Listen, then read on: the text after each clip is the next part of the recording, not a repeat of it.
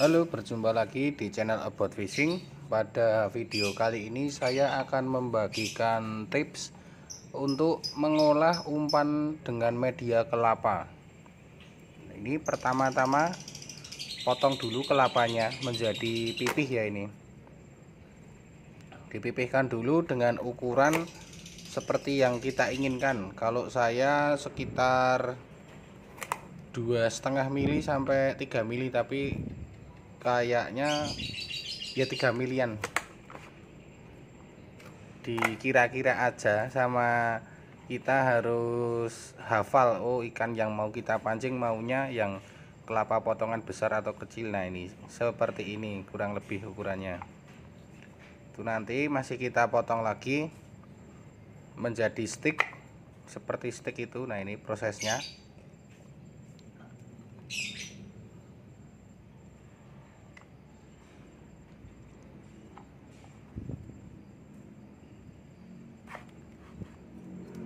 Kalau bisa motongnya presisi, tapi kalau enggak presisi ya enggak apa-apa, cuma lebih pede aja karena wah umpannya bagus bentuknya, jadi menambah sugesti. Nah ini dijadiin stick dulu sebelum kita potong dadu.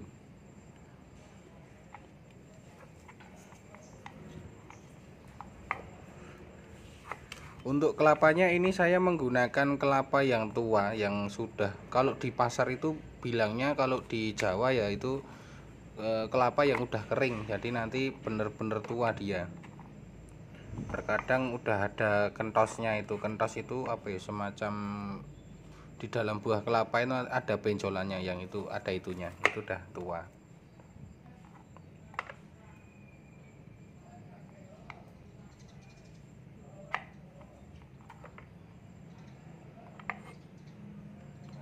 Ini kita potong dulu. Oh ya, untuk pisaunya itu apa ya, enaknya sih pakai yang tipis, tapi kalau pisau yang tipis itu biasanya dia bilahnya tidak kaku, jadi waktu motong itu agak sedikit takut. Tapi kalau ini pakai pisau seperti yang saya pakai ini, berbahan stainless, dia bilahnya agak tebal, tapi pas motong itu biasanya nanti apa ya, lebar sisi, apa salah satu sisinya lebih lebar karena dia pisaunya itu tebal. Beda kalau dengan pisau tipis yang pipih itu biasanya untuk memotong hasilnya langsung lurus. Nah itu perbedaannya itu, cuma ya tergantung selera sih, soalnya untuk hasil potongan itu tidak mempengaruhi bawal makan. Yang mempengaruhi bawal itu makan atau tidak, atau makannya sempurna atau tidak, itu besar kecilnya ukurannya, ukuran potongan kita. Nah ini ukuran dadunya ini bisa dibuat dadu persegi 4 kubus ya, seperti kubus itu bisa, seperti saya ini bisa. Kalau ini pipih ya jadinya gepeng, bahasanya gepeng. Soalnya versi membentuk umpan ini ada dua, ada yang kotak seperti ini, ada juga yang dibikin bulat. Bulat itu bukan bulat seperti bola, tapi apa ya, ditulup dulu. Nanti kapan-kapan saya bikinkan ini, kebetulan alatnya di rumahnya teman saya, belum saya ambil. Besok next time saya bikinkan yang versi bulat. Itu cuma motongnya aja, finishingnya itu yang berbeda. Kalau prosesnya itu sama, cuma enggak tahu kenapa ini kok saya lebih sering sekarang itu akhir-akhir ini bikinnya yang pipih seperti ini. Itu responnya lebih bagus daripada yang dipotong dadu, ya seperti dadu itu, atau dipotong kubus itu kurang apa ya, kurang puas. Kalau saya lebih enak yang pipih kayak gini, makanya cepet dan presentasi kenanya lebih bagus, lebih besar maksudnya.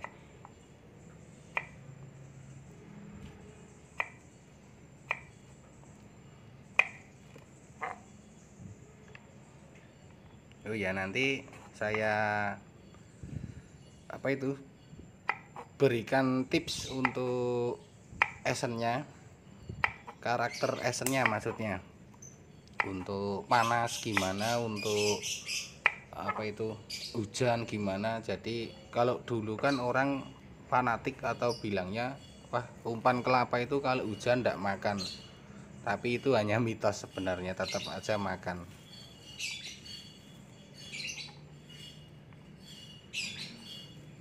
Dan umpan ini cenderung disukai ikan-ikan besar. Nah ini langkah berikutnya. Setelah selesai memotong dadu atau kita kecil-kecilkan, kita sediakan wadah, bisa plastik bisa botol. Kita masukkan dulu semuanya ke dalam plastik.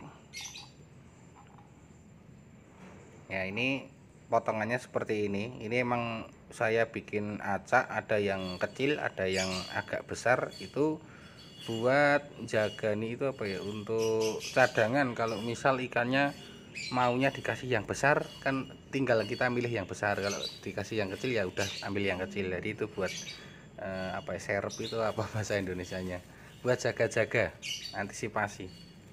Nah setelah dipotong kita tambahkan ini garam Inggris, mereknya Gajah. Ini belinya di apotek, harganya murah, cuma 3.000 kalau nggak salah. Ini fungsinya untuk membuat lunak dari si kelapa. Pasti ada yang bertanya-tanya, Mas kenapa kok nggak pakai kelapa muda?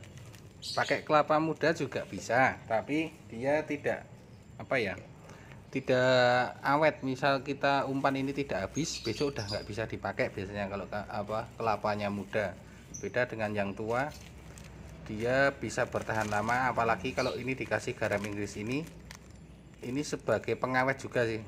Jadi nanti kelapa itu kalau udah beberapa hari tidak berubah warna menjadi kecoklatan, tetap aja putih kayak gini.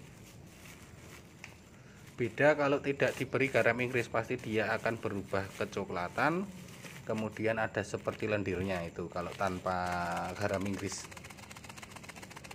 Nah ini nanti reaksinya garam Inggris itu dia akan mengeluarkan air atau air, kandungan air yang ada di dalam kelapa ini akan keluar sehingga dia akan lunak nanti kelapanya. Ini dapat dilihat udah ada bercak-bercak air, plastiknya udah agak basah.